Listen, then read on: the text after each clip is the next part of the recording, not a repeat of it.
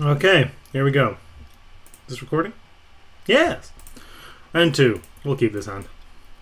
Not super explosive, but you know, it's got a mix of lands and spells. Boo. Ooh, both are colors. Creatures we can cast. This is a little bit worrisome, I won't lie. Now a cheeky little piece of popcorn. Let's see how loud I can make this. Hopefully that was pleasant for you kids at home. Yeah.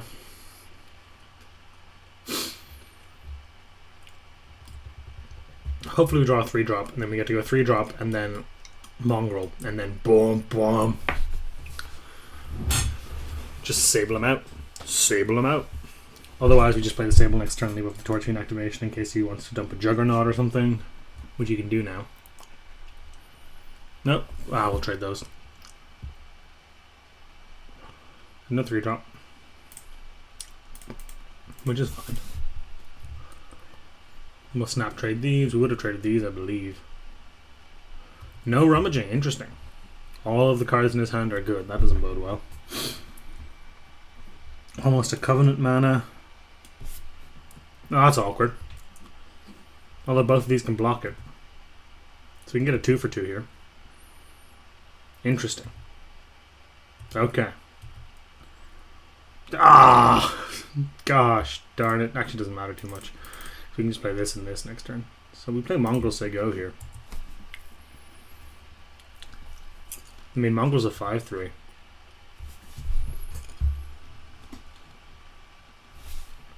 There was a very early episode of Windmill Slam where I recorded by myself and I was chewing gum. And if I remember correctly, the whole episode was just... Oh my! Alright, we just Covenant that and he doesn't even have the activation up. So that's fine. That's a 3 for 1. I guess it's not quite a 3 for 1 because he already killed one of our guys, but still, it's pretty good. Bye-bye. Say go. Haha. Okay, fine. Trades. If you're not going to do this attack, yeah. Good draw.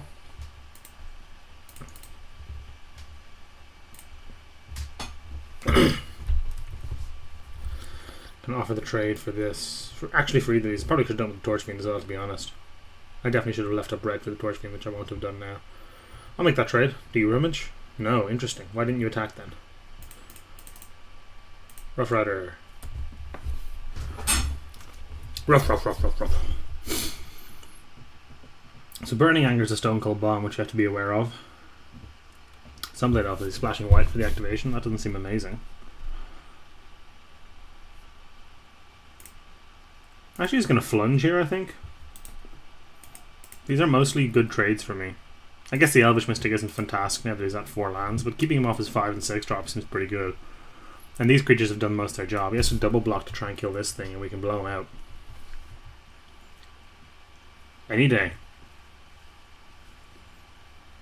Oh, hang on.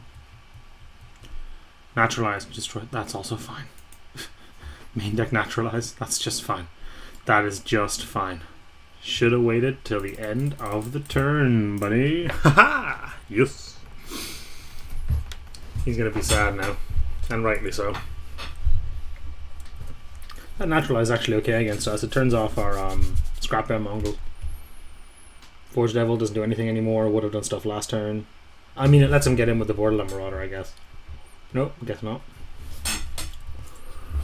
Okay. I'm gonna assume this last card in his hand's a blank. If it's a land, though, I feel like you would have just dropped it at some point. To block, okay. Okay, let's get the 2 for 1.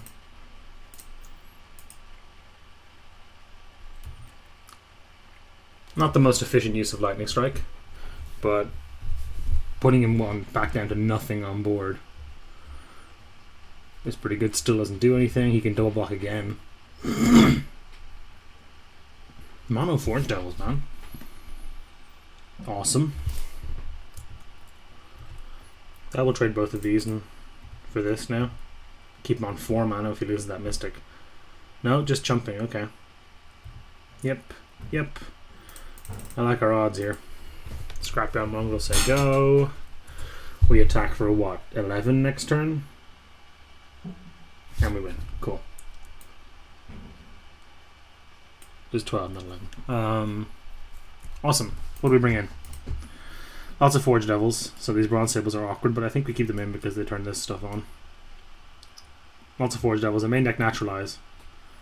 Also making the Bronze Sables awkward, but they still turn on 3 of our cards. That's a pretty large chunk of our deck, which is just, you know, main deck hating, which sucks. We'll be bringing the Necrobite over the Sacred Armory again. He's green-red. He might be able to power out some big stuff that we can just block with a Necrobite, and Necrobite also saves us from removal and naturalizes in the way that bringing in the second Blast Firebolt does not. Like, maybe we attack with some things, he tries to get us by naturalizing our Bronze Sable to shrink our guy, and we get him back. We need lands, specifically a mountain, but we're on the draw and we have a 2-drop, so I think this is okay.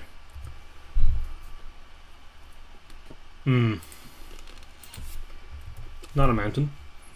Quite evidently not a mountain. Nothing. Awesome. Oh, you tease. I mean, it's not bad because we still need to cast this eventually, but a mountain's really what we're gunning for. Mountain makes our Enforcer a 3/3 when we attack with it. Mountain off the top. Ah! It's the one for Cone of Flame. Oh god. That's very annoying. He's gonna have to kill... interesting. Nah, we're too far behind then. I was gonna say, do we just wait and try Cone of Flame him because we're only 1 land off, but we're gonna take 6 from this thing if we do that, whereas this way, we just... Yeah, we lose our guy to the Inferno Fist, but whatever. You know?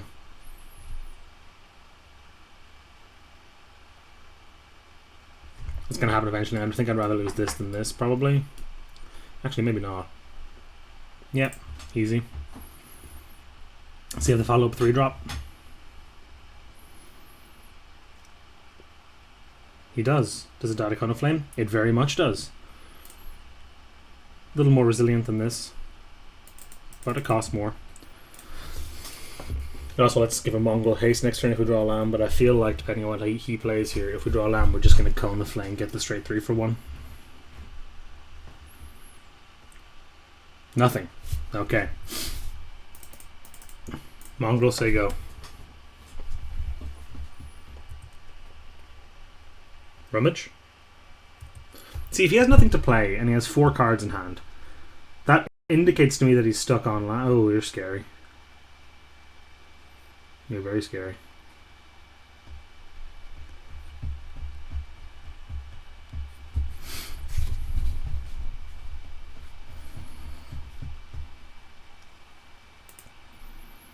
Alright, well, let's attack with... Oh, we don't have the Cone of Flame yet. So let's not do that. I was about to attack as if we had Cone of Flame. As if we had the mana for it, which we do not. So let's just play out our Golem, make our guy big. And try and draw lands. Or, you know, even this. Like, if we draw a land next turn, we can bash with everything. And then, if this thing eats this, which I assume it will, we can Cone of Flame to take it down the rest of the way. Not if he pumps it. If he leaves that mana here to pump it, we can't do that. But I have to imagine he'd then pump one of these guys instead to kill one of these things. Actually, that doesn't work. They're not too small. Interesting. Let's see what he does here. Hunt the Weak. Still dies to this, which is nice. That's a nice draw.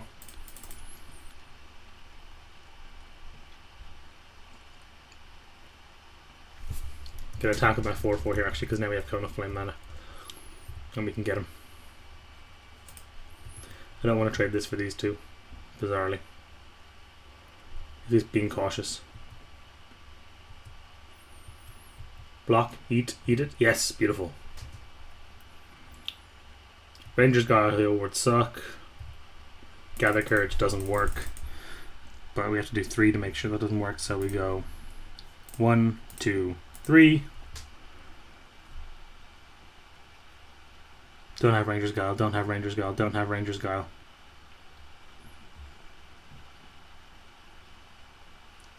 Please. Please don't have Ranger's Guile.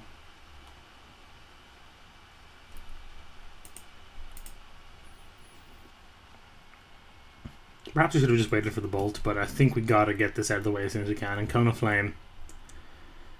While this is a real card, while the Forge Devil's done its job, it's still on board and it's still stopping this from attacking. So Cone of Flame out here is actually not that bad. It's not the most exciting Cone of Flame I've ever done, but I'm killing 3 creatures with 1 card. And I know we had to throw away one of our better guys for it, but now we can set the Blastfire Bolt for whatever he puts the Burning Anger on. Always digging for the Ranger's Guile. Oh, Gather Courage doesn't do it. Yes, successfully played her and Gather Courage. Yes, awesome. He had the Gather Courage and everything, and we sniffed him out about it. Okay, what do you have? You're right, that's so annoying. That's kind of annoying, I won't lie. But still. Land, here's a nice draw. Let's just dump both of our guys. And gives us mana for this. No such luck for Dennis. Let's dump. Which is familiar, I suppose. It's a little more resilient. Our opponent's playing red, so the Enforcer isn't doing a whole ton for us anyway. But now we're back in the driver's seat, I believe. Whatever he plays, we should be able to just blast fire bolt it. Oh, God! Yes, well. Isn't that lovely? Christ. He might overextend. The way we win this now is if he just swings in with everything. We can race for a little while, and then this might put us ahead enough to win.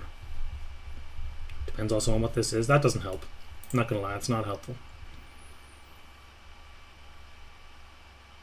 We can trade it for one of our guys if we like. Okay, well he is overextending. That's a start.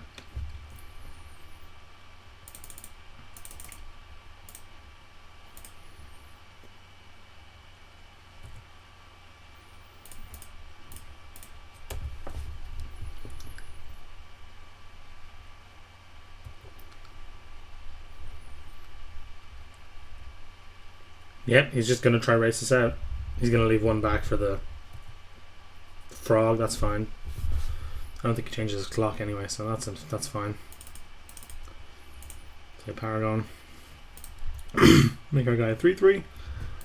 So can't be blocked. That's good. If he attacks with everything here, and we attack back, we might be able to win.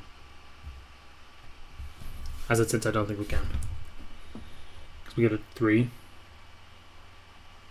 Yuck. Yuck. Now we super can't win. Yeah. No point showing him the Covenant. Look, we say we Covenant this thing, we get him for 3. Say we don't get him with either of these guys. So, no. We lost that one to the Hornet Queen. That's fine. Now I believe that Necrobite comes out in favor of that Mind Rot. Because we simply cannot beat a Hornet Queen. Like, Fester Gloom would have been pretty good. I don't think we picked one up, though. I've already submitted now, so I hope we haven't. But Fester Gloom is actually pretty good. Although it kills a ton of our stuff, too. Boo! Ah, sure. We need a land, but sure. Not amazing, especially considering our opponent's playing red, but still.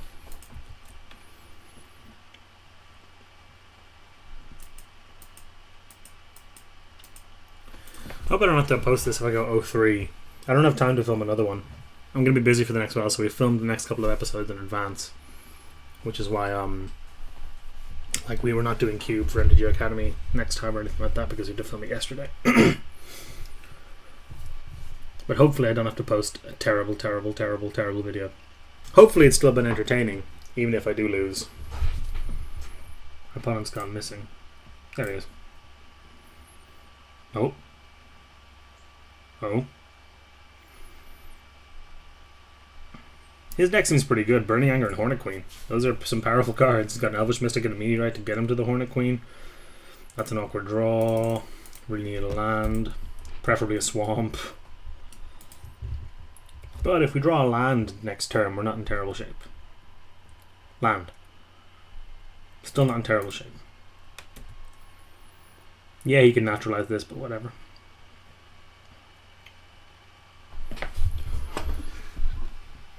Missing your third land drop on the play is pretty brutal. Now we can't cast... we currently can't cast any of the cards in our hands, and we're still a while away from casting either of these, which is very awkward. But hey, sometimes you get unlucky. I don't think I made any gross misplays. If I did, I'm sure you'll let me know in the comments, but... maybe it's just one of those days, you know? Whoop, whoop, whoop, whoop, whoop, whoop, whoop, whoop, whoop, whoop, whoop, whoop, whoop, whoop. Oh, I was having fun. Smash! What can men do in the face of such reckless hate? In this format, any 3-drop you play, we can probably trade for, unless it's an invasive species. Yep, we'll snap trade. Land. Can't be too sad.